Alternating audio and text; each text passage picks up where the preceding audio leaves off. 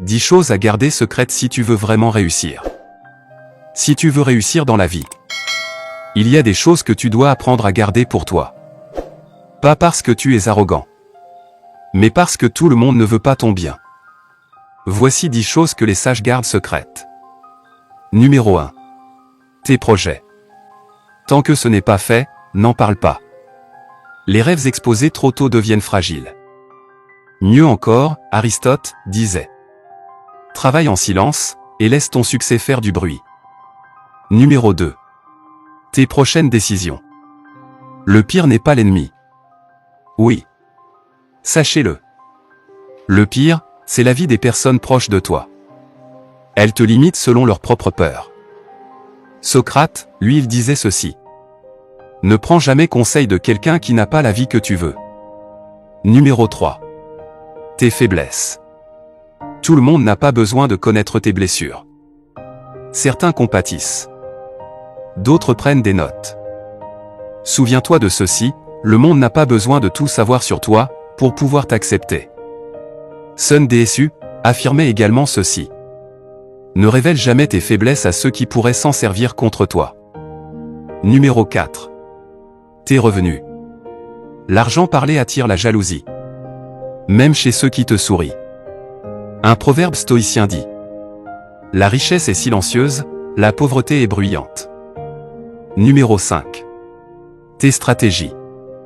Celui qui montre son plan donne l'avantage à l'adversaire. Ce point va un peu avec le premier point. Garde tes projets et stratégies personnelles.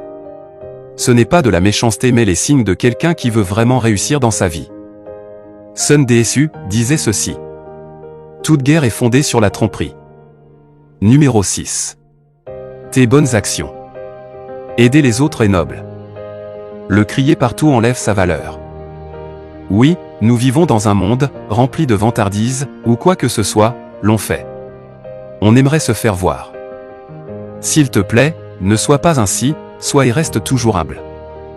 Mieux encore, Marc Aurèle disait ceci: fais le bien sans chercher les applaudissements. Numéro 7. Tes souffrances. Tout le monde n'est pas prêt à entendre ta douleur. Oui. Certains te jugeront. D'autres s'en réjouiront. Épictète disait: supporte et abstiens-toi. Numéro 8. Ta vision à long terme. Les gens vivent au jour le jour. Ils ne comprendront pas un plan sur 10 ans. Friedrich Nietzsche disait ceci: celui qui voit loin doit marcher seul pendant un temps. Bien vrai, qu'on dit seul on avance, ensemble on part plus loin. Parfois c'est mieux de continuer votre quête tout seul.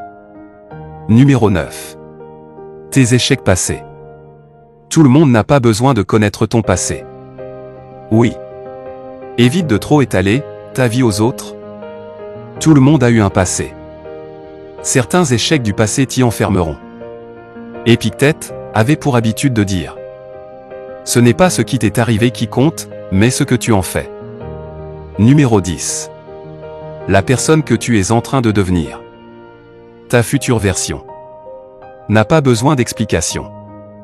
Elle a besoin de discipline. Ne l'oublie jamais. Marc Aurèle avait pour coutume de dire ceci: sois dur avec toi-même, et indulgent avec les autres. Souviens-toi toujours de ça, jusqu'à la fin de ta vie. Le bruit attire l'attention. Mais le silence attire les résultats.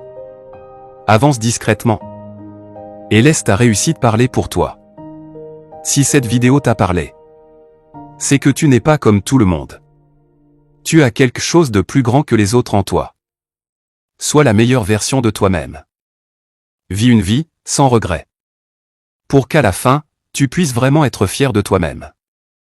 Si tu veux aller plus loin et changer ta vie, alors, je te propose notre livre. 30 jours pour changer de vie. En description. Merci, n'oublie pas de t'abonner si ce n'est pas déjà fait.